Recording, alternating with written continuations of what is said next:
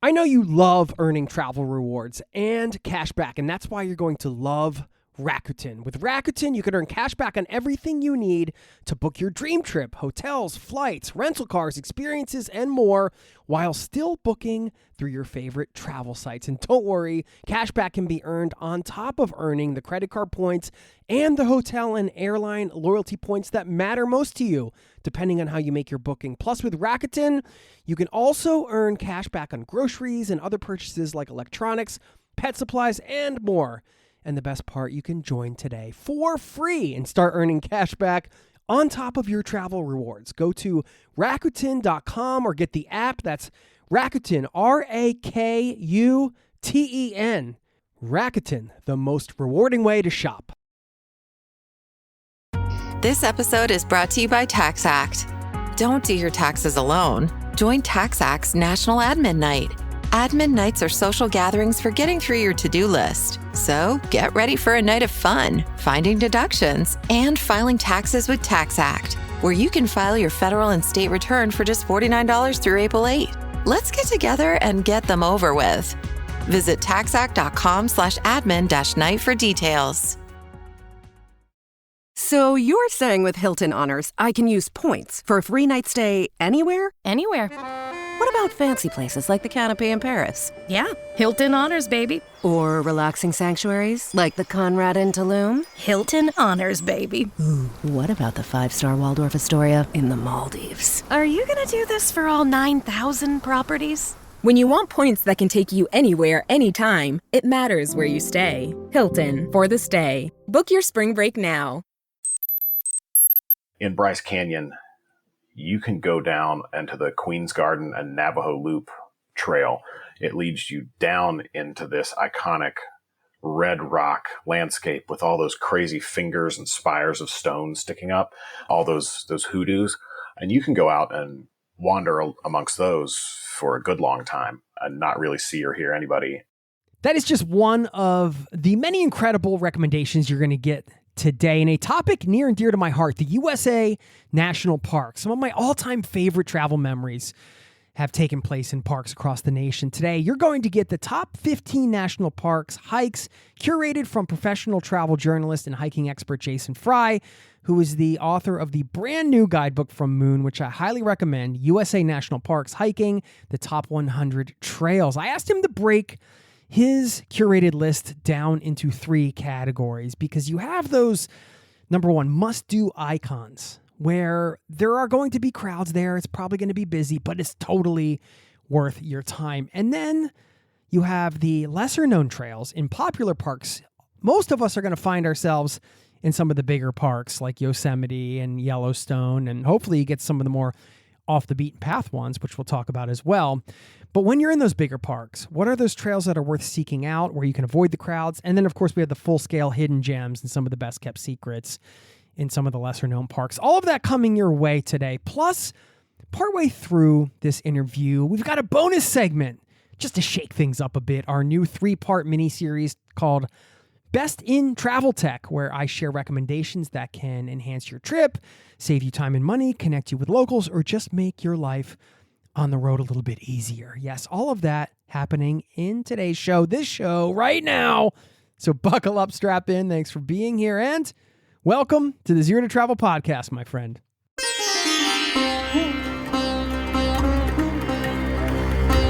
You're listening to the Zero to Travel podcast, where we explore exciting travel-based work, lifestyle, and business opportunities, helping you to achieve your wildest travel dreams. And now your host, world wanderer and travel junkie, Jason Moore. Hey, it's Jason here with ZeroToTravel.com. Welcome to the show. Thanks for hanging out, letting me bring a little travel into your ears today. This is the show to help you travel the world on your terms, to fill your life with as much travel as you desire, no matter what your situation or experience. Also off the pod, ZeroToTravel.com/newsletter, where you can join the community over there. It's free. It goes out once a week. National parks in the USA. Oh, man. I got hooked on seeing national parks when I was road tripping around the USA for a decade plus. I just wanted to go to as many of them as possible because If you've been to a national park, you know it's a majestic experience in many ways, not just the nature. Of course, you have history, some of the other things we talk about outside of the natural wonders that make national parks across the U.S. worth visiting. Each of them is a singular, unique travel experience and outdoor experience and life experience.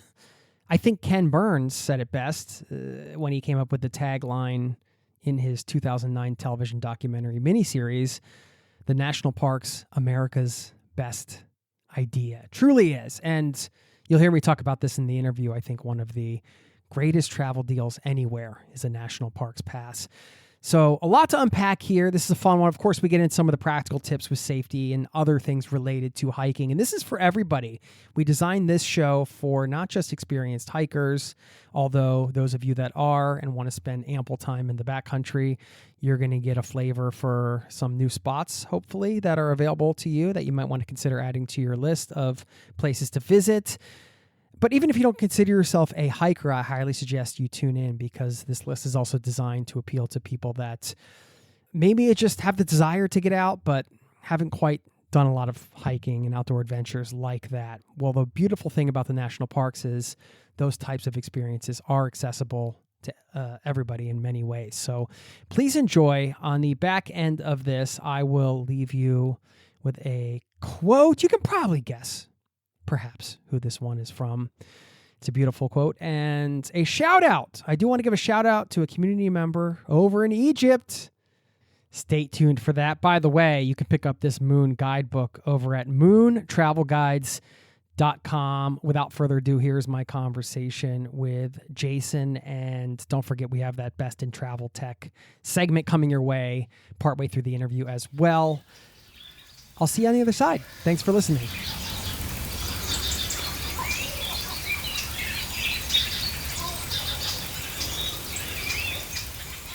Jason Frye, welcome to the Zero to Travel podcast, my friend. Great to have you here. Oh, thanks for having me on, Jason. It's always good to meet a fellow Jason. Exactly. I'm excited about this one, man, because hiking in the national parks was a bit of an obsession for me for many years. As I was traveling and touring, I spent 10 years touring around the U.S. doing these sort of random jobs, which is a whole other story. But one of our missions on the side was to kind of always visit as many national parks as we could with some of my tour mates and do some hiking. And so I have this close connection with the subject matter of your new book from Moon, which I'll mention right here at the top, Moon USA, National Parks Hiking, the Top 100 Trails.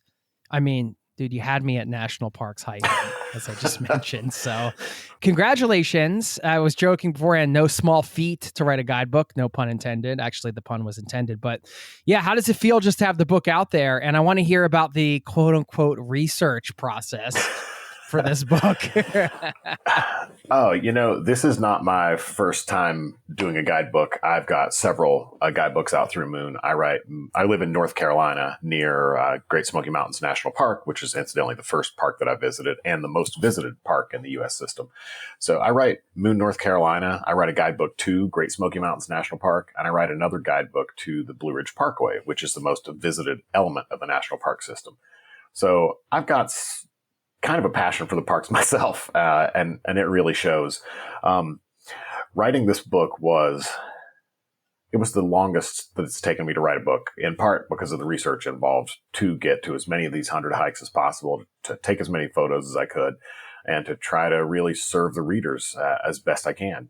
We've got hikers and outdoors people of all experience levels on the trail and with the outside. And I don't want you to come out and be intimidated by some 94-mile hike. I want you to come out and fall in love with the national parks. I want you to come out and find a place that works for you and that matches your ability level and gets you to the place that you want to go. And I tried to deliver that, and I think I did.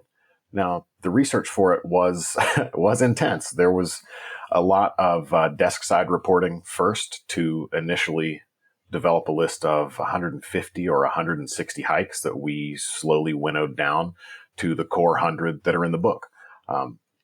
Some were a little harder. Some, you end up repeating too many experiences. For a guidebook like this, we don't want to lead you to a waterfall in every park, but you could go to a waterfall in just about every park. But we want to make sure that we're spreading those kinds of things out. So once we settled on that, it was really mapping out a pretty intense route into pockets of the country to go out for a week or two at a time and experience this park, go to these two, go to these three, see how many miles I can log on these trails, come back and report on all that. So it was a lot of miles, and I wish I knew how many miles my mouse traveled as I was writing this, because I think it probably did as many miles on my desk as I did on the trail. Well, thinking back to your younger self, if you came back in time through a portal and you were like, all right, here's what you're going to be doing. You're going to be traveling around and hiking in national parks. I mean, would you have been like, oh my God, this is a dream job? Like, I know how much work's involved.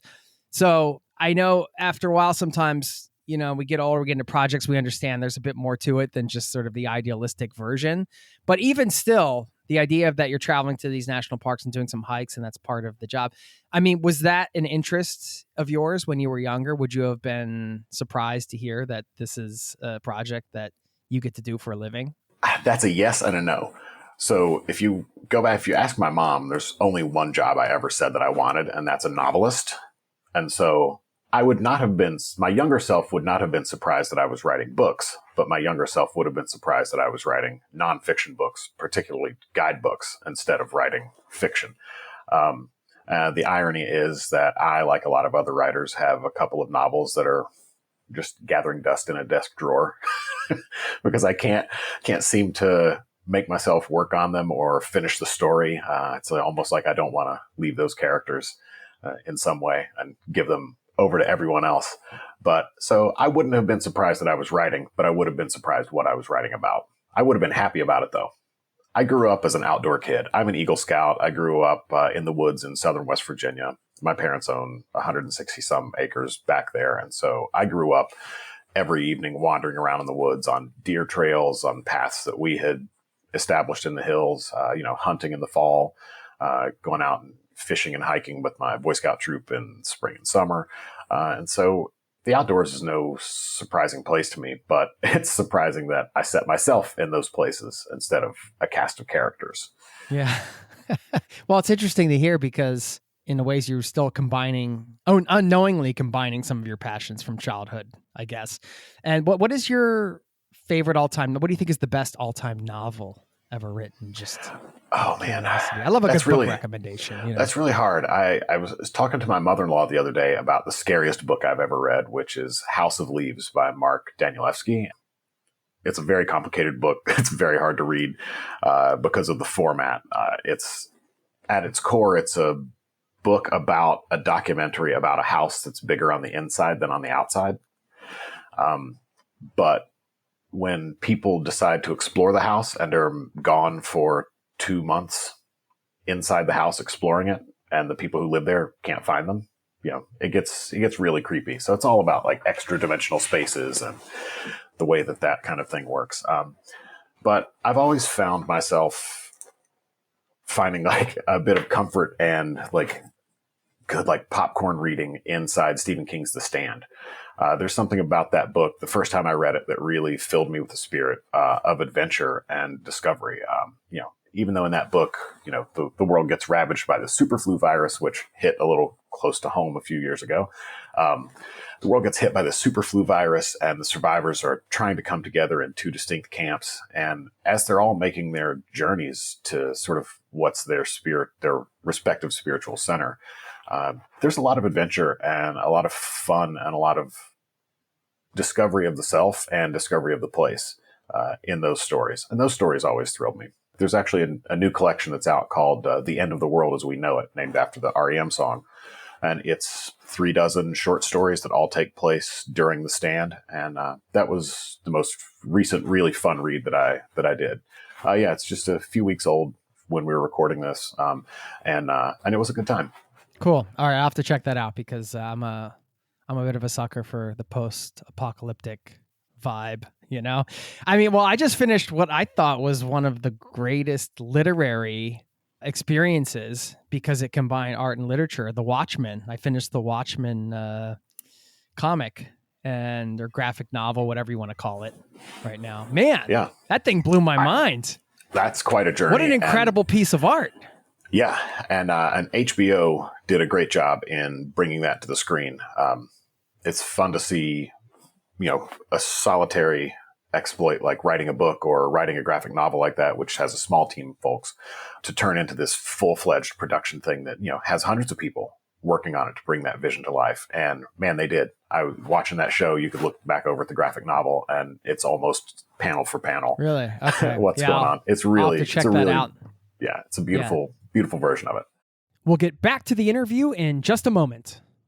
I know you love earning travel rewards and cash back, and that's why you're going to love Rakuten. With Rakuten, you can earn cash back on everything you need to book your dream trip, hotels, flights, rental cars, experiences, and more, while still booking through your favorite travel sites. And don't worry, cash back can be earned on top of earning the credit card points and the hotel and airline loyalty points that matter most to you, depending on how you make your booking. Plus, with Rakuten, you can also earn cash back on groceries and other purchases like electronics, pet supplies, and more.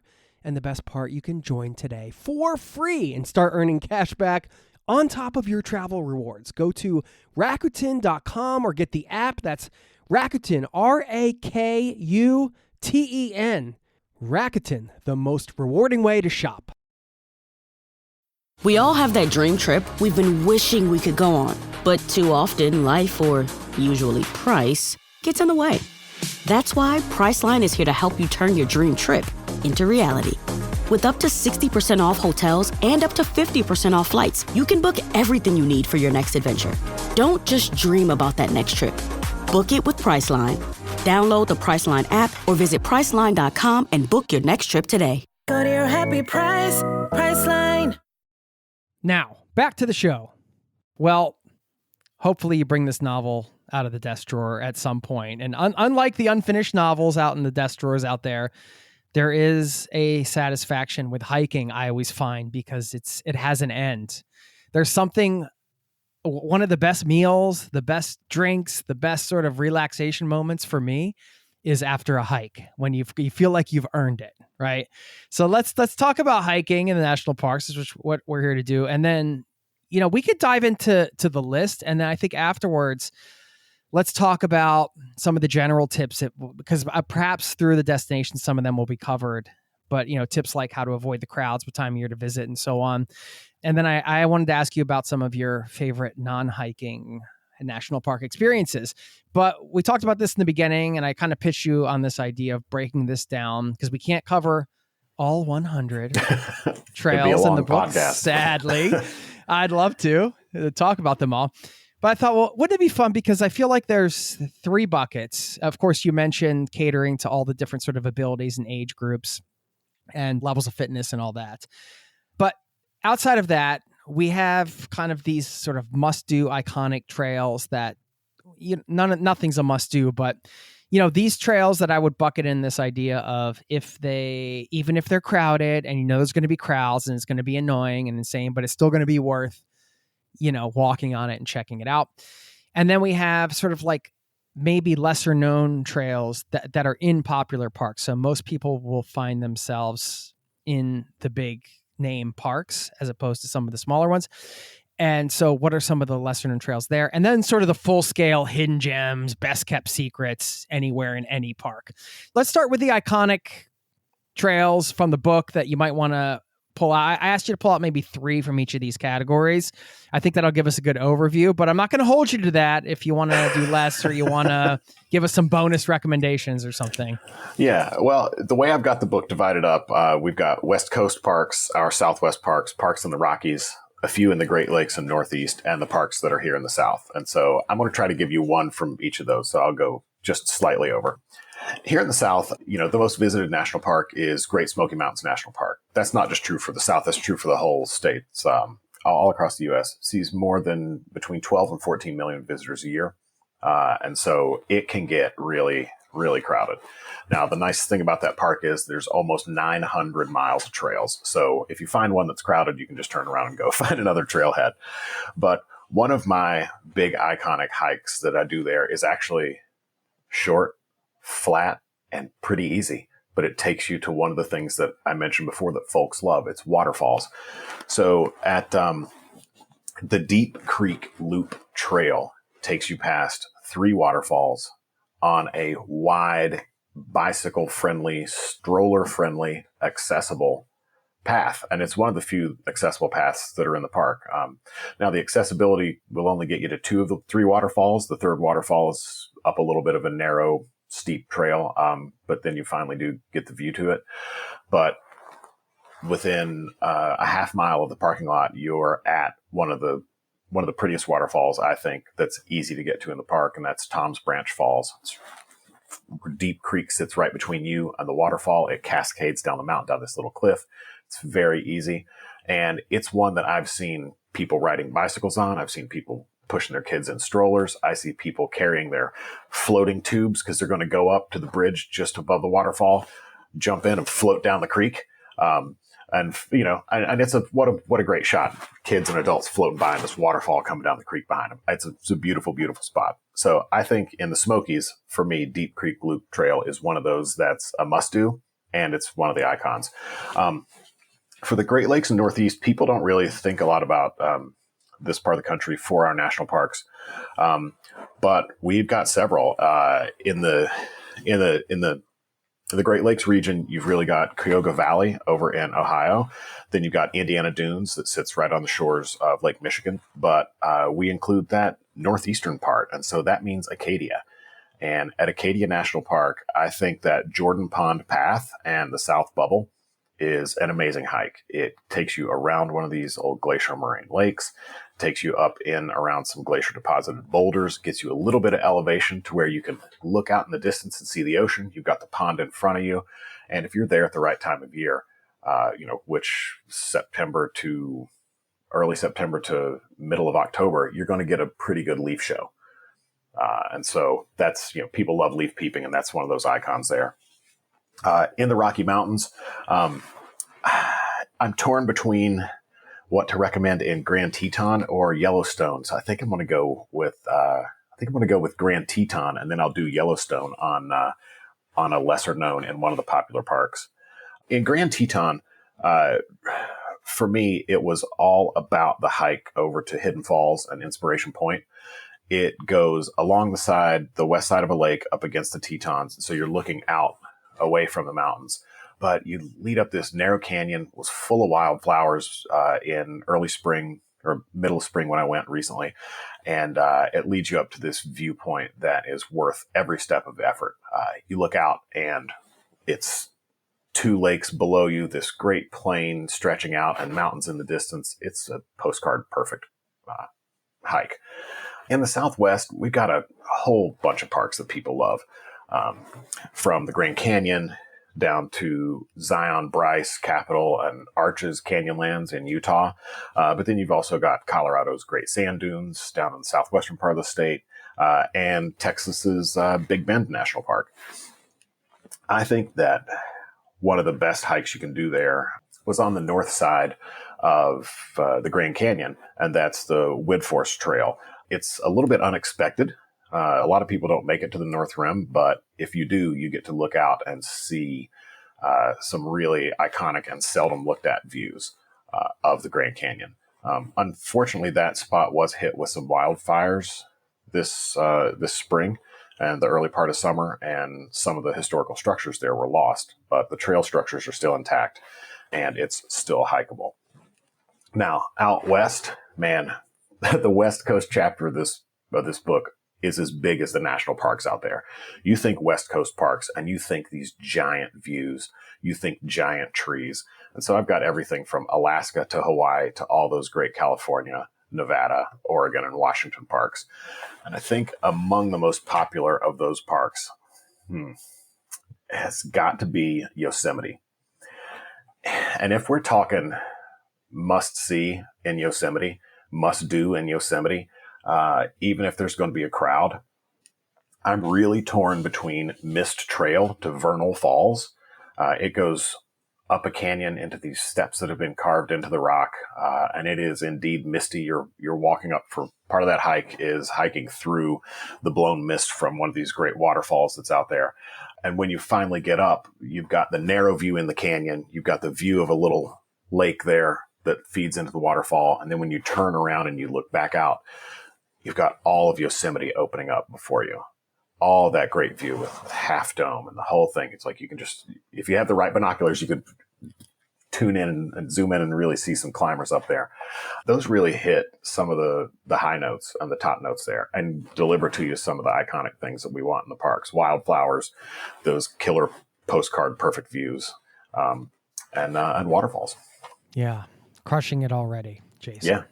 Yeah. Try it. You're really taking me there as well. As you kind of talk through these parks, and some of them I've been to and others like Acadia still on my wish list. Something like the Grand Canyon, I don't think you can overstate how spectacular it is. Like, oh, it's amazing. It's just like, no, like when you're actually standing there looking at it, like even the person that's jaded them, I think it can't be as crazy and jaw-dropping as everybody says it is. But it is that. It's just like Yosemite Valley. It's unreal. You see the picture on your screensaver, you see the picture on Instagram, you look at the postcard or the calendar, you see these beautiful shots, and you just think to yourself, oh, that's some photographer's trick. They've stitched 22 exposures of this together to get this perfect light. But no, you go to the Grand Canyon and you look, and it's wow. It's so much more than just a canyon. It's grand fails to describe it. You go out to Yosemite and you get that view looking up or down the valley, and it's astounding. Like the photographers, I know they put a lot of work into making those pictures, but wow, it is, every look you take at that park is perfect. It's amazing. So worth visiting these national parks. And I guess they say it's America's greatest idea. I have to agree with that sentiment. Well, we could talk about some of the good and the bad and the ugly around traveling in the modern day to the parks.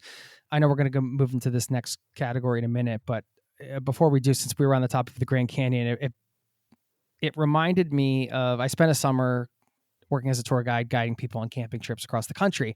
And one of the things this company made us do, which was a very good idea, was to have the guests sign a waiver when I dropped them off, America and their waivers. But this was probably a smart idea because, some of the inexperienced hikers, it's like some kind of visceral human thing. I don't know, but because of the Grand Canyon, like, oh, I'm going to hike to the bottom of that. And so we'd make them sign a waiver that said, we told you not to do this. Yeah. And if you're agreeing to do this, you're doing this under your own volition, essentially. I'm bringing this up not to tell, old travel tales, but to kind of touch on some of the safety aspect around hiking and the inclination to, conquer the bottom of the Grand Canyon when you're an inexperienced hiker is not necessarily recommended. No, it's not. A lot of us overestimate ourselves, and I overestimate myself, at least towards the beginning of this book. I overestimated how in shape I was to go out and, take on, 2 12-mile days in a row. But I will say, after researching a chapter of this book, I could do 2 12-mile days, no problem. But you're right. People do, they see the Grand Canyon, they want to go to the bottom. They see the mountain, they want to go up to the top. But if you read John Krakauer's Into Thin Air, or you read anything about mountain climbing, or like rock climbing, they'll tell you that making it to the top is only half of the trip. The other half is getting down. So it's only a successful climb if you've made it to the top and then back down. It's the same with the Grand Canyon. You can hike down into that thing, but man, you got to turn around and go all the way back up. And we're talking with, trail undulations and the way you move back and forth, you could be talking about possibly more than a vertical mile that you need to climb to get back out of that place. And that's not easy. And the Grand Canyon especially is one of those places where you've got to watch the weather. It's hotter there than you think it is. It's drier there than you think it is. And it's easy to miscalculate how much water, how much sun protection, how much food, what kind of trail snacks you're bringing. What time to go? Exactly. That's such a big thing. I learned that I have my Master's of Fine Arts in creative writing. And when I was working on my thesis, which was a collection of poetry, part of that was about Death Valley National Park and William Lewis Manley, the guy who named it Death Valley. And when I was out in Death Valley, I'd prepared really well. I was 23 years old. So, I had the strength of a 23-year-old powering me for some of that prep. But I was shocked at how hot and extreme and difficult it was in Death Valley. Hiking on the valley floor and into some of these canyons, it was shocking. I would drink a gallon and a half of water on a 4-mile hike. And that's not normal, in the Smokies or in Congaree or in the Rockies where I'd hiked before. And so it's easy to do that. It's easy to forget your basics of trail safety and not pay attention to your body and push yourself around the next corner because you want to see the view. You look at your map and you're like, oh, I can go past this next trail junction. And then you get tired and now you got to turn around and go back that much further. And like I said, it's only a successful summit attempt if you make it to the top and come back down. It's only a successful Grand Canyon to the bottom and back if you make it back up to the top. And I think a successful hike is one where you come back safe and whole and fulfilled in some way from what you've seen and what you've experienced. And when we push ourselves too far, we lose that focus, we lose those moments, and we don't accomplish really what the goal is. And I think the goal of hiking is not to get to a place or to get to a view necessarily, but it's to go out and be able to commune with these places, get to know them and get to know ourselves better. So I've found myself in recent years almost practicing miniature versions of Shinrin-yoku, the forest bathing, the Japanese art where you go out and you get quiet and you get still and you get very observant in nature. And so I've found myself seeking out side trails, spur trails, a quiet corner, a quiet pocket on some path. And once the people go away, my fellow hikers have hiked past me and I can't hear them anymore. All the sounds of nature come rushing in. And I start to notice all those things that if I were just rushing to get to the end and turn around and come back, I wouldn't. And so I've slowed down more and really dig into it and dive into it and be there. I love that so much. Yeah. Often you can look at the hike and it's very quantifiable, right? You're like, this hike is 8.3 miles and you're going to this particular point and, this is the loop and you're going back, and all these things. How could you say it depends on your mindset at the time and kind of what you're out there to do. But you're right. I mean, I think you can't lose with the attitude of just slowing down and soaking in the nature. Welcome to the first edition of our new 3-part mini-series, Best in Travel Tech. I'm so excited about this. I'm going to share recommendations that can enhance your trip, save you time and money, connect you with locals, or just make your life a little bit easier on the road. Don't worry, we're going to skip the obvious recommendations like Google Translate and maps and so on. And today, what you're going to hear is my number one no-brainer travel tech recommendation, perhaps the best travel hack of all. 4 others also, including my absolute favorite way to start trip planning while finding affordable flights at the same time, a resource that allows you to save money on flights by taking advantage of an airline loophole, and 2 essential travel trackers to help you avoid legal issues and even perhaps manage your health abroad. Okay, before we get into all that, you can't access any of these tech recommendations or do anything on your phone for that matter in another country unless you have data or internet. That's why this segment is brought to you by my number one no-brainer travel tech recommendation, Olafly. Holafly is how that's spelled, by the way. It's a game changer. What is Olafly? It's an eSIM company, and that is what you need most when you arrive somewhere new. Outside of money and your passport, you need reliable internet, you need data. If you want to have the absolute easiest and best solution for travelers, you need to get an eSIM from Olafly. An eSIM is basically a digital version of a physical SIM card. It's already integrated in your device, whether you have a cell phone or a tablet or a smartwatch. And with Olafly plans, you can stay connected in 160 plus countries with just one eSIM. It's perfect for digital nomads, expats, remote workers, and travelers spending time abroad. No more hunting around for Wi-Fi when you arrive. No more scrambling for a local SIM card, wondering, did I actually get a good deal, or do I have to worry about some unexpected insane roaming charges? No more hassle. Just fast, reliable internet as soon as you arrive, which is what you need. The folks at Olafly have been kind enough to give a discount to you as a listener of this podcast. I'm going to put that in the show notes so you have the links, but quickly you can go to esim.olafly, HOLAFLY.com/plans, and basically pick one of two plans. You have a monthly plan where users save 10% with a discount code 0totravel, all one word, and you have an annual plan. Now, this includes a built-in 22% discount plus an extra 10% with that code, 0totravel, all caps, all one word. So be sure to enter that, and you'll have one simple plan, one eSIM, and total freedom staying connected in 160 countries by getting an eSIM from Olafly. It really is a no-brainer. Okay, let me get into these other recommendations in this month's segment. First of all, I wanted to start at the tippy top. And when it comes to travel, that is trip planning and locking in a flight if you're going to fly somewhere and figuring out where you're going to go. And this first recommendation I'm going to share is my go-to when I'm getting ready to book a trip or even figure out if I'm going to travel based on my budget and all that type of stuff. Google Flights is something that a lot of people have used, but not everybody knows about the Google Flights Explore option. If you go to Google Flights and you click on Explore, and the actual URL is google.com/travel/explore. And when you get there, what you get is the ultimate flexibility for search. There are so many cool filters. The first thing you can type in where it says where to, you obviously enter where you're leaving from, but when it says where to, you can select anywhere. And then you can see a world map of different prices all around the world. You can select a continent like Europe or a country like Japan.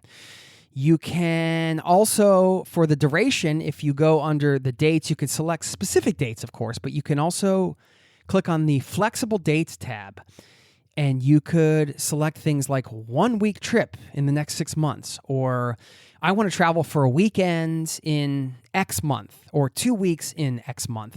So there are all these ways that you can filter that really give you the ultimate sort of search tool in terms of trying to get a flight to a destination that is perhaps affordable, maybe convenient because you're looking for direct flights. Of course, you have those types of filters as well. You can select only to see only direct flights and so on. And I think this is a game-changing tool because when I sit down to trip plan, often this exact tool will lead me to a destination I didn't even think about traveling to. Of course, you have the destinations you want to visit, and you may plug them in and see, okay, yeah, what would it cost to travel to Japan in January or whatever month you choose?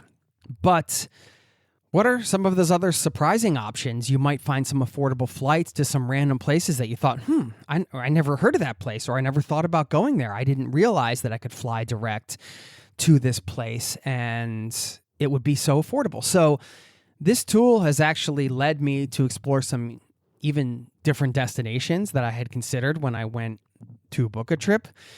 And it has just opened my mind during the trip planning phase. When you have a whole map in front of you and you're looking at a particular month you can travel and you have that flexibility to kind of search around, it can lead you down some unexpected destination rabbit holes and perhaps lead you to an unexpected place physically, actually take you there.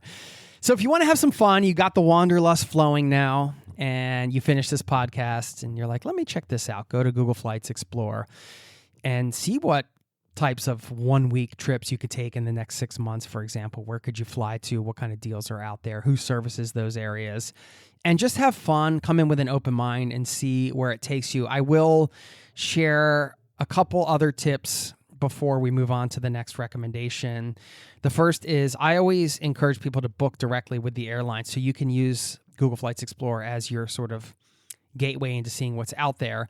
But if you find a great flight, then I would encourage you to go book that on the airline. And also, Google Flights Explorer does not have every budget airline company. For example, not every airline is listed or aggregated on this tool. So just be aware of that. You can always look outside of this tool to find flights as well. But to me, this is just such a great travel planning tool as a starting off point. So have fun with it and enjoy. Since we were on the topic of airlines and booking flights, I'm not going to put any more of those types of recommendations into future segments. I wanted to just cover them in this one here. And I wanted to share one more with you, and that is Skiplagged, Skiplagged. This company has an interesting story. Even the header on their website says, ridiculous travel deals you can't find anywhere else. Our flights are so cheap. United sued us, but we won. And that's true. I followed that case. United sued this company because what they do is they expose these loopholes in airfare pricing to save you money. And how they do that, they call it skip lagging, but the more common term is hidden city flying. And maybe you haven't heard that term either. And here's how it works. Let's say you want to go to Seattle, you're in New York, and you book a flight, and the one flight is a direct flight from New York to Seattle. And it costs, let's just say $1,000, just to use easy numbers. But there's another flight that flies to San Francisco from New York and has a stopover in Seattle. And that flight's only $650. Why can't you just book that flight and just get off the plane in Seattle? Well, it's not really allowed, but that's what Skiplagged does. They allow you to find those types of deals and book them. And I have to be transparent. I've never used Skiplagged, but I've always wanted to try them out. They do have a guarantee on their website. It says automatic protection on every flight you book with us, all at no extra cost. And they show you the flights airlines don't want you to see is one of the ways they market the service. So it is a really interesting niche. Again, they were sued by United, but they won the case, so they are allowed to do this. And it's just another way to find a flight deal that maybe you haven't thought about before. So I wanted to get that onto your radar. Okay, I'm going to leave you with two last quick recommendations. These are geared around travel trackers. Now, I mentioned the Olafly eSIM being a great option for, some of the remote workers, the digital nomads, the longer term travelers, and even the traveler that's just abroad for 2 weeks. The traveler that's just abroad for 2 weeks may not be as concerned about tracking the number of days they have in a country because they know they're just in and out. But the other ones I mentioned, that can be an important part of travel. You want to make sure that you're staying within your visa rules. Tax residency rules can apply. There's some complicated legal things there. Even health insurance eligibility in countries can be based on days present. Then you have permanent residency requirements. I've done a lot of this, having moved to Norway and living abroad and having to report how many days I spent, in the United States, for example, or, having traveled extensively in Europe and having to track the Schengen laws and how many days I'm allowed to spend in Europe and so on. So that's why I wanted to share these two trackers. The first one I found is Country Days Tracker. And this does a lot of different things. It automatically counts your days in a country by tracking how many days you've spent in each country over the last 183 days or 365, or you can set a custom date range. There is a stay limit manager. So if you have a legal stay limit, you can set that up and pick a date range and get automatic updates as well. And there are a lot of different sort of filters and tools you can use to track the number of days you're spending in a region or in a country. So that's really cool. And then my buddy Tim, he created a free calculator over at stayschengen.com that allows you to easily track your days in the Schengen area. It's a free tool that helps you calculate the 90 and 180 day allowance, avoid overstays, and plan stress-free travel. You can even create an account to track past trips, plan future ones, and get a clear dashboard of your travel history. So I wanted to share a couple of those tracking tools in case they weren't on your radar and they can be helpful for you. And that is the first edition of our Best in Travel Tech mini series. Hope you enjoyed that one. I want to thank once again, before I let you go, eSIMs by Olafly. HOLAFLY. Go to esim.olafly.com/plans. Use that discount code 0 to travel, all one word, smushed together, no spaces, when you check out to get a discount on that monthly or annual plan. And you'll have one simple plan, one eSIM, and total freedom to stay connected in 160 countries by getting an eSIM from Olafly. It's a no-brainer. Thanks to them for supporting this mini-series. Now, here's the rest of today's interview. Thanks for listening. I didn't mean to get off track here, but I thought it's important to highlight some of the safety stuff because every year you hear the stories of, people misjudging what hiking in these national parks really is. And sometimes you see it on the ground, somebody's dressed like they're at Disneyland for the day and you're like, yo, it's going to get, really cold and also, or it's going to get really hot and you're not even carrying water, or you're wearing designer shoe. You know what I mean? Like some of the things you see in the national parks, this is no offense. You're just like, wow, I'm worried for that person. Yeah. A few years ago, I climbed Mount Whitney, which is the highest peak in the lower 48. It butts up against Kings Canyon and Sequoia National Parks. We saw a guy hiking up in flip-flops, carrying in his arms like a sack of horse feed, his tent still in the box. And my hiking companions and I just all stopped and looked at each other, and we wanted to roll our eyes. We wanted to go help that guy. We wanted to go tell him, like, you should at least put your boots on and take that tent out of the box or something.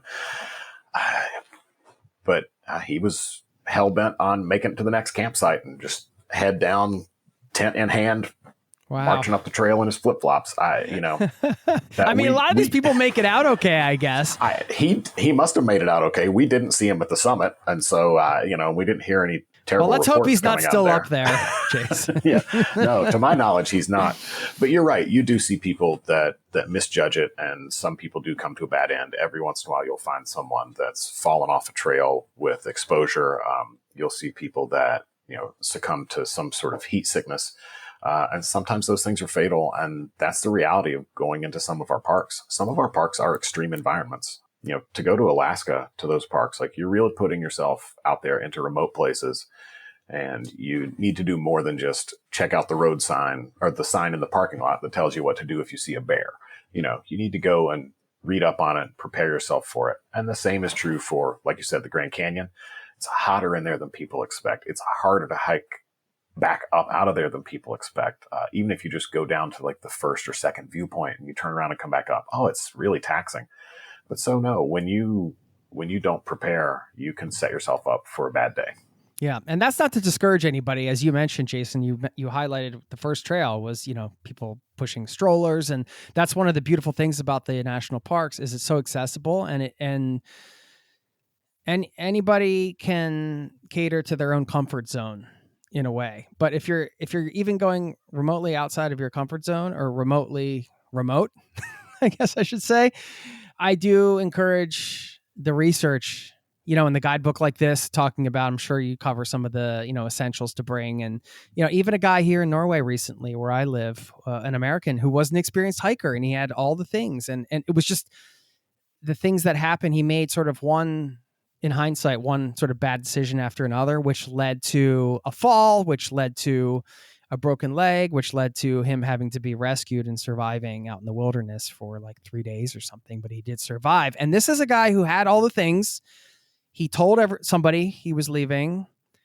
He did everything right, but he still, so things can still happen. So anyway, this isn't like trying to buzzkill the conversation, but I just, it's just a reminder, and a reminder for myself too. Sometimes I still go out here on a walk, Jason. I'll be like, oh, what was I like? Why didn't I bring rain gear? This is Norway. Of course it was going to rain, and now, are we going to get hypothermia? Again, I'm being dramatic, but you know what I mean? It's like things can happen quick. So just anyway, enjoy it and have fun, but pay attention to some of the the safety stuff. And, I do in the book, in the hiking guide, I do cover the 10 essentials, that all of us should have with us when we go outdoors. Something that was drilled into me in Boy Scouts, something that, was reinforced through my years of just going out and exploring on my own, and then getting into the writing side, really having to quantify those things. And we cover some things with wildlife safety and just general trail safety and trail advice, like, a liter of water per person per hour at a minimum. But if you're in a hot place, try to double that and, really go through some of those things. But like you said, like, you can find the trail for you inside our parks. And if you're a big mile guy and you need that 94 miles, you can find a way to stitch it together in just about any park. Well, I guess Dry Tortugas is the exception. There's no real hiking there, but you could kayak to your heart's content. No, I love it. That's great. That's all covered in the book. And, I'm done with the hashtag, dad advice portion of this now. Let's move on to these lesser known trails in the popular parks. So, using the 80-20 rule, I would imagine 80% of the people will find themselves in, 80%, the 20% of the most popular parks. Like, there are tons of national parks, but the ones that are most crowded are, the Yosemites of the world and Great Smoky Mountains and all this. So, in those types of parks where people listening are most likely to find themselves, how do you get off the beaten path there? You want to highlight some of the trails and just share some general advice? So one of the ways I like to try to get off the beaten path is to find a place where I'm going to go out and spend a night or two in the field instead of just spending a few hours or, most of a day on the trail. So yeah, exactly. The multi-day trails are really ones that appeal to me. And I think Yosemite has a great one in Cathedral Lakes. It's up in the Tuolumne Meadow. That's the place where really some of these ideas that birthed the national park system took place. Was in this very inspiring, very gorgeous landscapes. This high mountain meadow, it all freezes up in wintertime. It's wild up there. But in the summer, it's full of wildlife. You can spot bear, deer, all sorts of things. But the cathedrals are these mountains sitting off to one side, and below them are a few lakes. And it's 4 or 5 miles to get out there. It's not hard, but a lot of people just go out, look, come back. So if you go out and you hike to sort of the backside of those lakes and you camp there, man, it's so dark at night. If you're there at the right time, you want to read, you don't need anything. The moon and the Milky Way do the job for you to light it all up. There's fun fishing in those lakes. And it's fun to do some of just a little spur exploratory hikes from your base camp. But also what's fun is just go for a dip, walk around the lake, fool around with your friends and just have fun out there. So that's one that I like in Yosemite, which, like you said, is a hot one. In the Grand Canyon, it's hard to dodge those crowds. Most people come to the South Rim. It's the easier to access point. And so that's where you're going to launch for your rim to rim hikes, which is a monster of an undertaking. That's also where you're going to get onto like Bright Angel Trail, but also where you can just walk along the trail through time, which denotes a lot of the different geological periods and points out places along the way. But that one's so difficult to get away from that I think a more interesting one to talk about in that Southwest region is something like Bryce Canyon. In Bryce Canyon, you can go down into the Queen's Garden and Navajo Loop trail. It leads you down into this iconic red rock landscape with all those crazy fingers and spires of stone sticking up, all those hoodoos. And you can go out and wander amongst those for a good long time and not really see or hear anybody and still be on the trail.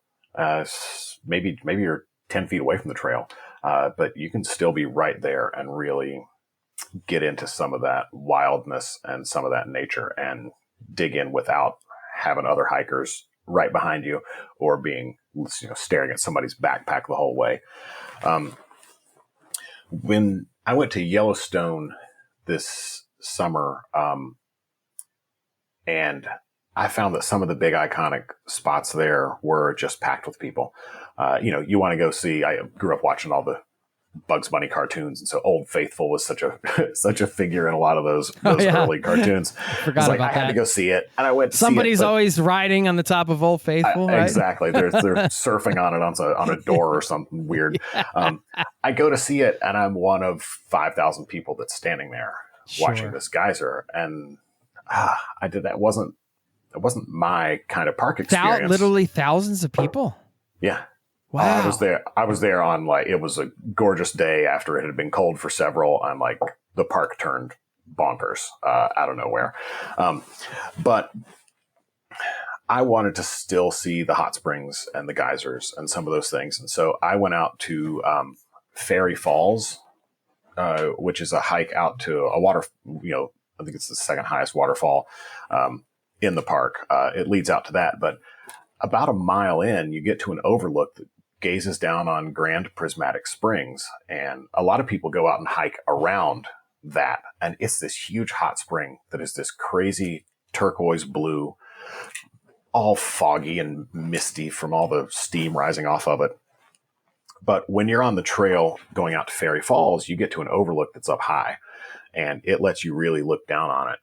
And so there were only a handful of us that were up there, maybe 6 or 7 of us that were standing up here looking down at this great view. And we could see 200 or 300 people circling this thing. And it was such a strange choice to me to go walk around this thing and see it from 10 feet away, as opposed to taking a short hike to this viewpoint that lets you look down on this, entire 2 or 3 acre hot spring from above and really see how much it glows, how the color of that interacts with the quality of light and the mist to create this sort of blue aura floating over the whole thing. It's crazy. I love it. And so that's the kind of thing that I like to do, is find the trail that looks back at the place that everybody wants to go. In the Great Lakes in the Northeast, I think if you want to avoid the crowds, one of the things you can do is just go to a lesser visited park. In Ohio, Cuyahoga Valley is only 35, 40 minutes from Cleveland. It's not far. Depending on your traffic and where you're coming from in town, it's more or less time. But you get up there and it's just this little mountain and promontory in the middle of the plains in Ohio, and you don't expect it. So the conditions are right, and you're looking one direction and you can see Cleveland. You look the other direction and you've got hills, plains, fall color. You've got that great emerald blanket of summer leaves covering everything on a trail that few people visit, in a park that few people visit. And the trail that I like there is the Ledges Loop, because it really takes you out to the most viewpoints right there. And then here in the South, I think that when we talk about the most visited parks, again, we have to mention the Smokies. Smokies is packed. A lot of people go up to the highest peak in the park, which used to be called Klingman's Dome, but the name was changed a couple of years ago to Kewohee, which is the Cherokee name for the mountain. The Eastern Band of Cherokee Indians live on the east side of the mountains, east side of the Smokies in North Carolina. And Kewohee means mulberry place. There's mulberry bushes and trees that grow there. And it's a sacred mountain for them. So they renamed that a few years ago. A lot of people will drive out at the top of Newfound Gap and take the short spur trail up to that summit to look. And I love that. It's great. But what I like even better is to head out the ridgeline to the southwest to Andrews Bald. Andrews Bald is one of these patches, these high mountain meadows in the Smokies and across the Blue Ridge, where some of them are naturally occurring. Some of them were carved out of the forest for people to graze their livestock. And so Andrews Bald in particular is full of flame azaleas, rhododendron, and mountain laurel. So when you're up there from early to midsummer, you're going to see anything from walls of white and purpley white flowers to these orange flame-looking azaleas that are blooming. And so it really becomes a much different thing. And you go down that trail, it's only 4 miles round trip. You go down that trail a half mile and you've left behind everybody who's there just to go up to the summit and just to take a peek down this trail and say that they hiked some in the Smokies, off a paved trail. And you get out into more wild, more woods, and you get a real sense of the place and what it took for the Cherokee to carve out their life there for the last 30,000 years, and what it took for the European settlers to come there and find a place. We'll get back to the interview in just a moment. This episode is brought to you by Fandango. People say fans are too distracted these days, but the truth is, when a great movie hits the screen, you show up, you stay glued, invested, part of the story. And without fans like you, there'd be no cinema magic, no shared moments. So head to Fandango.com to get tickets, stream, or rent or buy top movies and series. Fandango loves fans. Picture this: a curve in the road, a change in plans. Well, what do you say? With the all-new Audi Q3, the answer's always yes. Yes to adventure. Yes to escape. Yes to performance. Yes to comfort. Yes to right now. Because saying yes without hesitation, that's real luxury. The all-new Audi Q3, made for the yes life. Now, back to the show. All right, we're into the last category, which is maybe it's dramatic to say full-scale hidden gems, best kept secrets, but some of those really off the beaten spots that most people on a national park loop are probably not going to end up. Yeah. But still worth the detour. Absolutely still worth the detour. One of those for me here in the South is New River Gorge National Park and Preserve in West Virginia. I realize I am a little bit of a home team guy here because I grew up just a couple of hours from that park. My scout troop used to hike out there. We used to whitewater raft out there, like the school group, the church group, everybody went out there and did those things. And so I've been hiking in those mountains for a long time. But when they formalized that as a park and really formalized some of the trails, it became something more. It taught me more about West Virginia than I had known before. And so one of the hikes that I like there is the Nuttleburg Trail. It's named after an old coal mine and a mining town that was in there. All through that park was all mining towns and little coal mine operations. And this leads down a very, very steep, like a 60-degree slope, like wild switchbacks. It's a crazy trail. But it leads you down to a closed off coal mine, to a few abandoned mine buildings that the Park Service has turned into safe historic structures. And one of the belt lines, because when they mine the coal, they put it onto these belts that take it down to load onto coal cars or into trucks to be taken away. And it follows this belt line down the mountain to the New River at the base. And when you get down there, it's astounding to look up and see where you've come from, how these folks carved their world out of these mountains and what they were doing in the early part of the 20th century there. So that's a great hidden gem. Then you do have the joy of climbing back up, which is a bear. I think that some of the hidden gems are the parks that are really hard to get to. And so Isle Royale strikes me as one of those. Oh man, a friend of mine and I are planning to go out there and do the full Greenstone Trail, 40 miles end to end on the park. And that island sits out in the middle of the lake. Well, not in the middle of the lake. It sits out in Lake Superior. It's closer to Canada than it is to anything in the States. And it's an expedition to get there. You're talking a 3-hour ferry, or you're taking a seaplane, a float plane to fly in and land on the lake and get out with all your gear and supplies. Maybe you spend a night at the lodge there, or maybe you just get straight on the trail. But it's camping and 40 miles of hiking on an island with moose, with wolves, with fire towers to check out, the lake to go swim in. It's a interesting and wild and gorgeous place. And the friend I'm going with is a geologist, and he's excited to go just to satisfy his rock nerd side. So I'm happy to be able to go and do that with him. Out in the Rockies, it's gonna rock. Sorry. It will. Well, speaking of rocking and speaking of my geologist friend, I just went out to Great Sand Dunes in southern part of Colorado, and that's an unexpected park. It's the tallest sand dune system in the country. And for me to hike to the first line of the sand dunes, which are about 600, 700 feet high, that's maybe a half mile from the official trailhead. It took me 2.5 hours because you can't climb them. Yeah, you take 3 steps up and you slide 2.5 steps down. But they sit in this strange little pocket, and it was a place that was full of wildflowers. I'd gotten there just after the spring thaw had forced some little rivulets and creeks and things to form as it was flowing off the mountains. And so it was full of prairie sunflowers, and there were 7 or 8 different things that were blooming in there. And it was a really unexpected thing.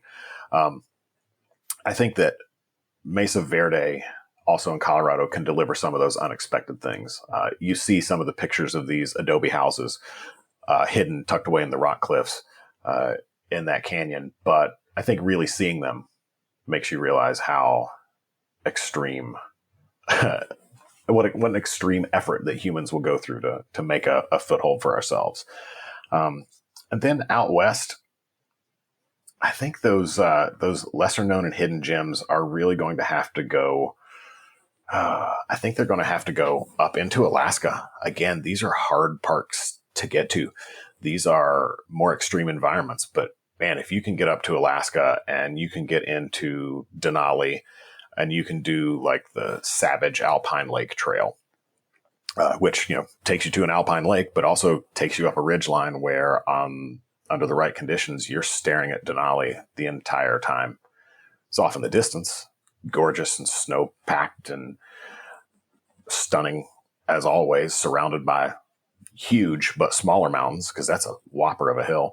And so you really can get out and get into the Alaskan bush, see some wildlife safely and from a distance, hopefully, and really get a taste of that wild bit of nature.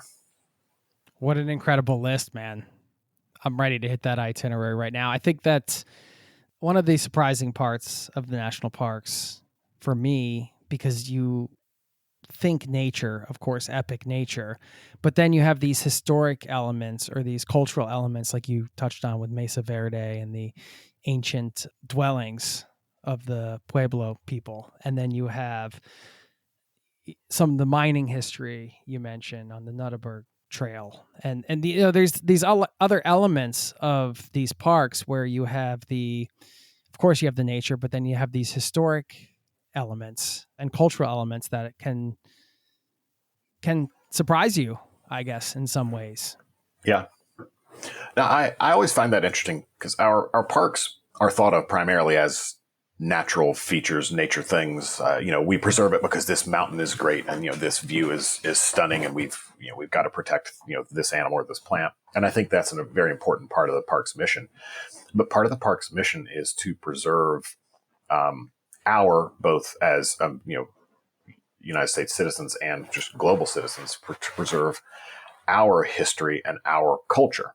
In a place like Great Smoky Mountains National Park, you have 2 different histories and cultures competing with one another. You've got Cherokee's ancient to modern history, and you've got the European settlers coming in from the 1700s up until now. And so you do find elements that are purely Cherokee, that purely touch on this old way of life, these old names, these old stories, these old places, butting up against, what we consider to be, as U.S. citizens, we consider, anything that's 200 years old is really old to us. You got these 150-year-old farmsteads, old grist mills that date back to the late 1800s, those kinds of structures around, in Death Valley and in several other parks across the Southwest. You've got a lot of mining history. In Alaska, you run into the mining history as well with the gold rush things, but you also run into all these cultural things. Get up into the upper Midwest, into Teddy Roosevelt, and you're getting into some of the ranching history, but more of the native history there, what those plains tribes were doing, how they were acting, the cultural elements that they found important. But then you dive even deeper and you get into parks there and parks out in Utah where you're actively finding fossils, dating back tens to hundreds of millions of years. And so we really dig deep with what our national parks do. And this book as much as I love the national parks and as much as I love hiking, I wish I could have included things from all the national parks in here, because you've got crazy things like the Teddy Roosevelt National Birthplace. Why do we want to see that? Well, because that guy was one of the architects behind the national parks. He's one of the reasons that we have the parks. And so seeing how and where he lived is part of an important element of the park's story. Diving into some of the history with, which they do in Congaree National Park with the enslaved people that had escaped and made a way of living out in the swamps, these maroon communities.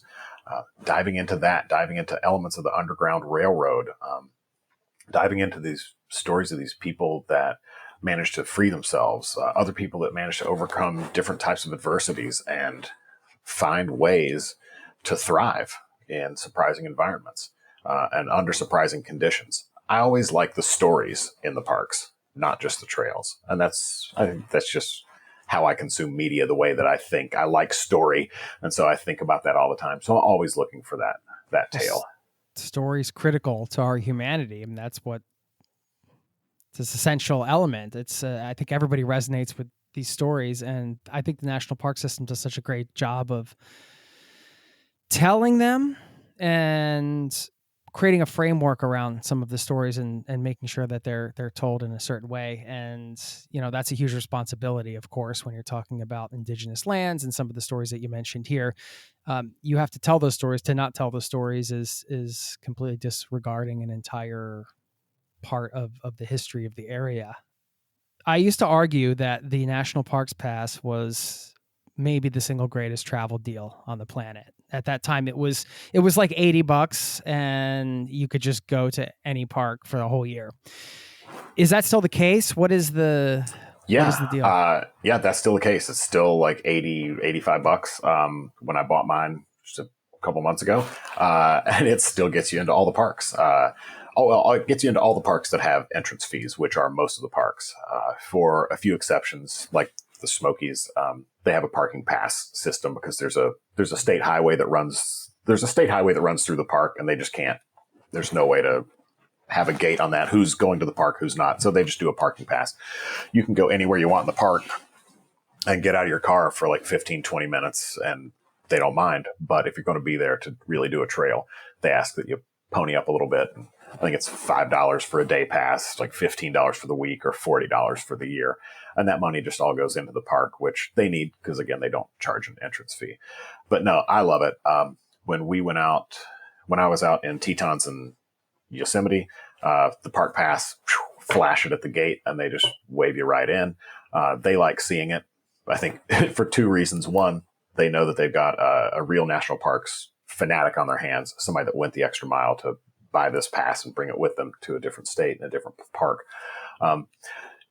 But two, they can get you through the gate a little faster and get a couple more people into the park because they don't have to deal with the whole exchange of money and tickets and the entire thing. But I love the Parks Pass. I think they're fantastic. They're cheaper for seniors. I know that fourth graders, parents of fourth graders can get a discount because, fourth grade in the United States is generally whenever we do a lot of state and national history, and kids are encouraged to go out and explore their historic sites, state and national parks. So there are a number of ways to get some discounts on that. But I mean, at $80 for the year, free entry into all the parks, it's a no-brainer. The avoiding the crowds question, which I mentioned earlier, and again, I've been living overseas for a while, so it's been a while since I've aggressively been visiting national parks. And even then they were crowded, but it seems like, at least from the media I consume in my little travel bubble here, that it got insanely popular over the pandemic. Just getting out into the parks and being out in nature was obviously a thing that people could do. And so they did it. And then a bunch of people realized, wow, these parks are incredible. Let's do more of this. And it sort of was this perfect storm and turned into this sort of snowball effect. And that leads me to my question about traveling in the modern day to these national parks. Avoiding the crowds is one question, but when to visit, where to stay, how far in advance do you need to plan when you're hitting some of the bigger ones? Are they even worth going to at certain times a year? Like, should we not even go to Yosemite in July or whatever? Give us your best advice here. I honestly, the best advice is to do just what you said. Take a look at those calendars. Take a look at when everybody's going to be traveling and when the park is the most popular. Some of that data you can find on the park sites. Some of them will give you a month-by-month breakdown. It's easier to find on some parks than others. You'll find month-by-month breakdowns of visitor numbers. And so, yeah, if everybody's peaking in July, try to go in June. Try to go in August. That'll certainly do it. It's hard in some of these places to avoid the crowds because they're near big population centers. They're icons and they're popular. They're on that bucket list of everybody's summer vacation travel. And so just some places you just expect it. When you go to the Grand Canyon, unless you're there in the middle of winter, you're going to have some friends that are standing up at the edge of the canyon looking out there with you. And if you do go in winter, be sure to bring your jacket. Not a bad time to go. No, it's not a bad time to go at all, but it's a lot colder than you think it's going to be up there. So that's one of the things. I live at a beach destination in North Carolina, and we tell our friends, if you want to come visit us at the beach, the best time to come is like September, October. The water's still warm, the crowds are gone, and you have more of the beach to yourself. So traveling during those shoulder seasons is really one of the keys to that. But you do have to make your reservations well in advance for some of these parks, especially if you're trying to stay in some of the parks. In the Smokies, the only place you can stay in the park that's not a campground is a camping lodge that you have to hike to. Reservations for that open up 6 months in advance, and they open it up twice a year. And if you don't get your ticket in the lottery, you can try to call in and see if someone has canceled, but you're going to know 6 months ahead of time when you're going camping, when you're going to go hike to this place. If you're trying to book a hotel in the middle of Yosemite or at Glacier Lodge, I mean, you're going to be looking at a year in advance. You're going to have to plan that well out, and you might not get the weekend that you want because some of those spots are that popular and the selection is that limited. When you only have 100 rooms and you've got 1,000 people trying to go, you do that math. It doesn't, that math doesn't math, as they say. So to avoid the crowds, some of the things you can do is in that pre-planning element and time your trip to avoid when some of the people are going to be there. But another thing you can do is do your research on your trails and have your A-level selection, your B-level selection, and your C-level selection. I have pulled up to a number of trailheads in the Smokies, on the Blue Ridge Parkway, even out in the Rockies and in the Tetons. Pulled up to a trailhead and just taken one look at the parking lot and said, nope, and just pull back out and go over to, hike number 2. And often I find that will do the trick. You can find a lot of good information by asking your rangers and the volunteers that are at the park stores, that are out at info kiosks. Maybe sometimes they're trailheads, giving out maps and things, or even just at the booth when you come in. You pay your fee, you show your pass, you're getting your map. Hey, Jason, what trails are super popular right now, and where do you recommend going if we want to avoid those crowds? Oh, most of the time they'll have a spot that's often a favorite of them, because remember, the rangers live in or near the parks, and so they're trying to spread people out. Oh, yeah. They're trying to spread people out because they also don't want to need to go up and do trail maintenance to the same trail again. They want to send you out to see this other view, to have this other experience, to travel more deeply inside the park, inside their respective park. And so in doing that, you can find some ways to spread yourself out. Some places like Congaree National Park in South Carolina, you think about visiting on the off season, and you're going to think off season is going to be winter there, but it's in Columbia, South Carolina. That's in the middle of the state in the South, and it is hot and it is humid. So visiting in winter is a good time to visit, as opposed to visiting in July, when it's going to be 94 degrees with 90% humidity. And you're just going to wish you could jump into that lake and take a swim, but then you see the signs that say there's alligators and snapping turtles in the lake, and you think better of that. Yeah. So thinking on that level as well in terms of location, and the fact that it's winter doesn't necessarily mean it's off season. I remember getting very lucky. This is leading to my next question, in being in Yellowstone in the fall. and just wandering into the Old Faithful Inn, this beautiful lodge right where the Old Faithful geyser is, and asking for a room and getting a room with a shared bathroom and getting the privilege to stay there for a couple nights. This is back in the day.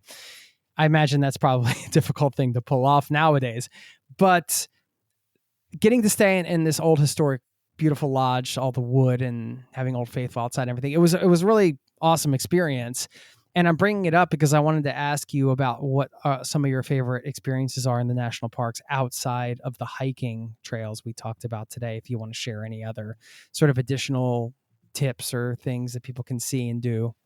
Yeah, I've done in Shenandoah National Park, I've done a couple of fantastic nighttime ranger-led expeditions right there by Big Sky Lodge, which sits in this huge meadow almost in the center of the park.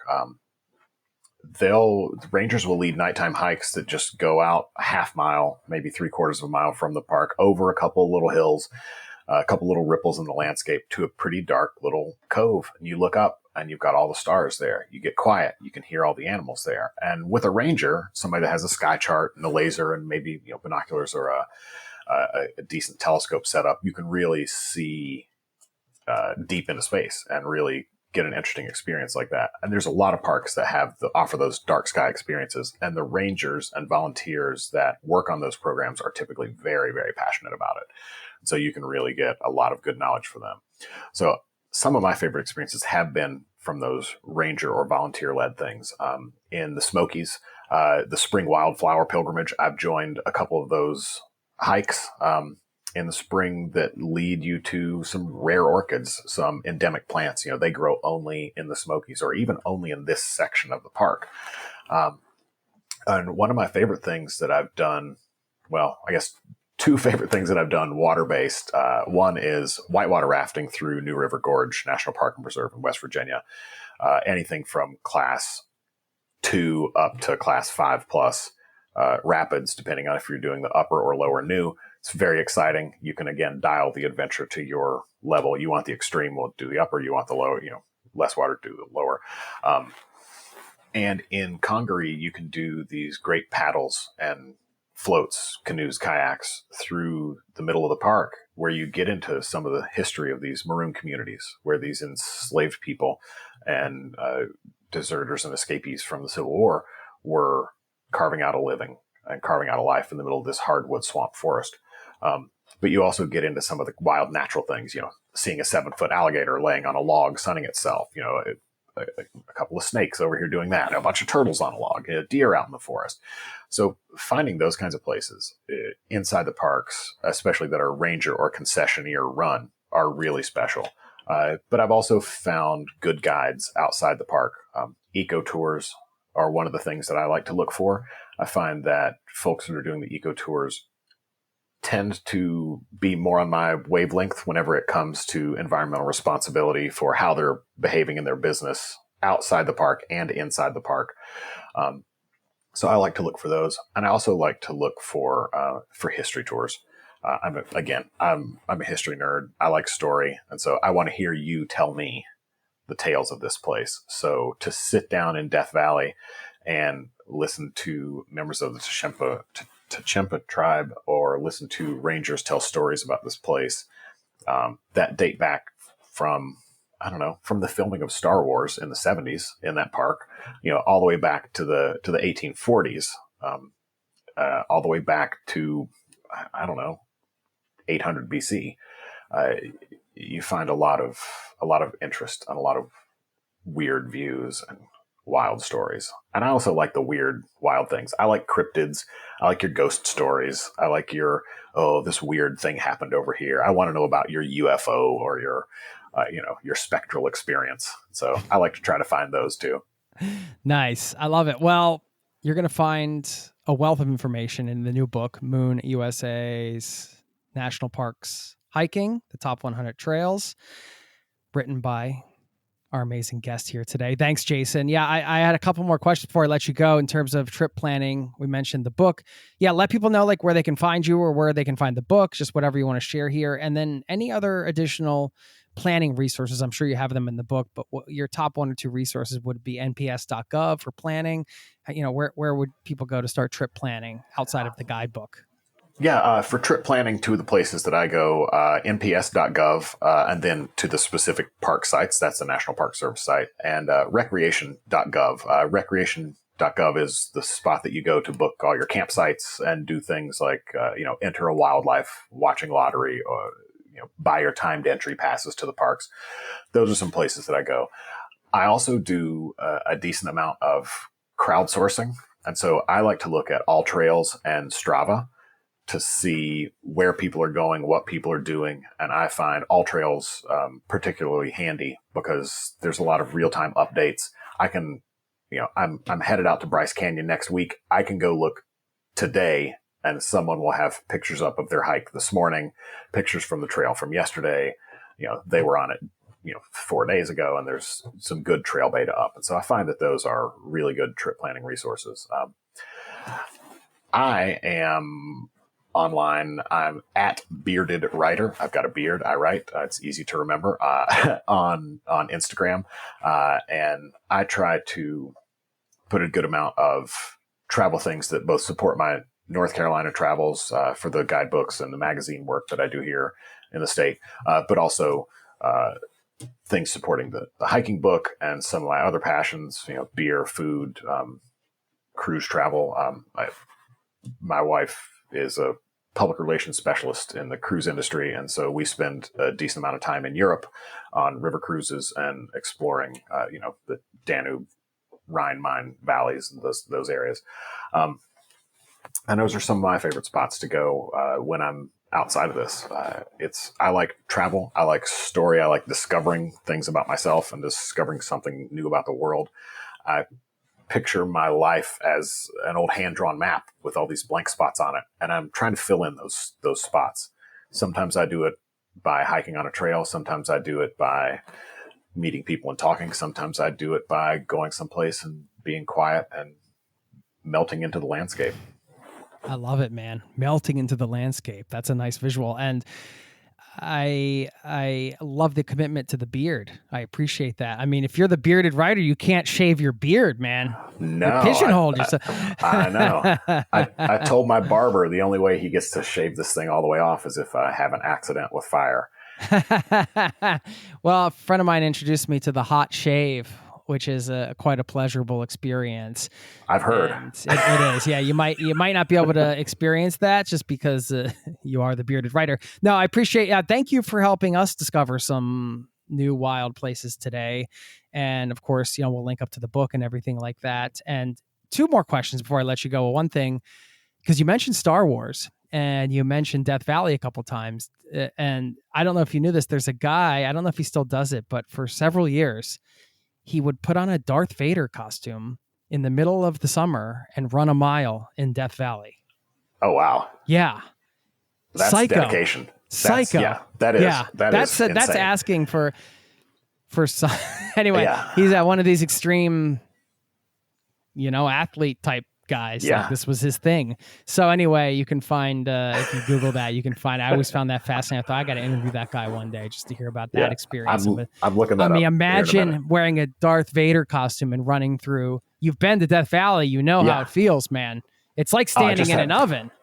I just had on a black t-shirt and I was dying. I can't imagine the full cape and the mask and running a mile. No. It's crazy. So anyway, I just thought you'd find that interesting. Since you did study creative writing, I'm just wondering what are your best tips for creative writing? I try to write using all the senses. That's one of the first things. And I look beyond the 5 that we expect. And I view memory as our 6th sense. There's a way that memory plays in to tie us to place and to tie in with our other senses. I'm sure you've had this experience. You're walking down the street or you're in a store and you smell this perfume and it smells like that woman you dated in college. You smell this cologne that smells like your dad or your uncle. There's this scent that you encounter that smells like, the basement or the high school or your best friend's house. And instantly it transports you to those places. There's the same thing with the color and the tone of the sky. When I was in Death Valley, doing my research for my poetry thesis, I brought 2 CDs with me, Hank Williams' Greatest Hits and Pink Floyd's Animals. And there are times when I'm listening to Pink Floyd's Animals and it's almost like someone just inserted a new sky over the sky that I'm looking at, because all of a sudden I'm in Death Valley and the clouds are a little higher, the light's a little stranger. Or there are times that I will look up and I'll see the sky in a certain way, see the clouds from a certain angle, and it takes me right back to that place. And so I think observe with all 5 of our physical senses, and then observe with that 6th sense. And then the other key to creative writing is to try. Just try. It's not all successful. It's not all successful to every reader you're going to encounter. But nothing that any writer who's published anything, whether it's an instruction manual or what you think is the best novel or collection of poetry ever written, not everybody nails it on the first draft. And sometimes it takes some work to do it. But if you sit down, you put pen to paper, you put your fingers to the keyboards, and you make an earnest effort to draw an emotional connection between your reader and whatever it is you're talking about or observing, then I think that you've done it. It's just a matter of refining it at that point. I think that's a great way to end it too, because we can apply that to getting out and hiking. We can apply that to travel or anything we want to get into that we may be a little bit hesitant or just like unsure of how it's going to turn out. Just try. 2 words. Yeah. Just try. I love that. Exactly. We'll finish up with that. Thank you so much, Jason, and look forward to having you back. Maybe doing this in person next time. If you're on one of these European river excursions, maybe you guys can pop on over to Oslo, Norway and say hello. Absolutely. I love Oslo. We're big fans. And so next time we're in the country, we will definitely look you up and we'll say skål and go have a drink. Sounds like a plan, man. Thanks, Jason. All right. Thank you, Jason.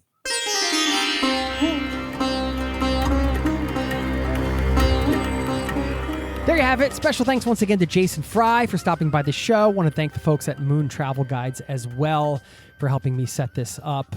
And I'm still a huge guidebook fan. I have my stack of Moon guides right over there behind me. The one on top right now is actually Moon Egypt. And I bring that up because I'm about to give a shout out to a listener over in Egypt. Don't forget, I will drop the URL one more time, moontravelguides.com, if you want to pick up any of their books. Okay. This shout out going to Egypt goes to The Road Liz Travels. I don't know her name. I'm guessing it's Liz, but she left a very nice review last month about this podcast. She said, a community and a compass. And I wanted to give her a shout out because she kickstarted her life of travel and it's still going. She said, I started listening to the Zero to Travel podcast way back in 2016, right before I sold everything and set off on a world trip that turned into a nomad life. This podcast was a guiding light during that huge transition, and it has remained a staple in my life ever since.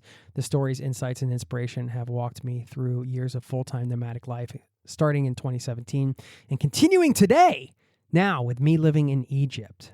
Crazy. So she goes on to say, if you've been dreaming about travel, preparing for a big leap, or already living nomadically, this podcast will inspire you, challenge you, and make you feel less alone. Zero to Travel is so much more than a podcast. It's a community and a compass.